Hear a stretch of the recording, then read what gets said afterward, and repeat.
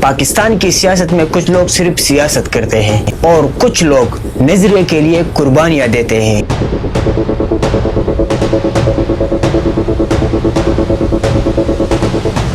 ایک ایسی آواز جو ٹی وی اسکرین پر بھی گونجتی ہے اور سیاسی میدان میں بھی ڈٹ کر کھڑی رہتی ہے۔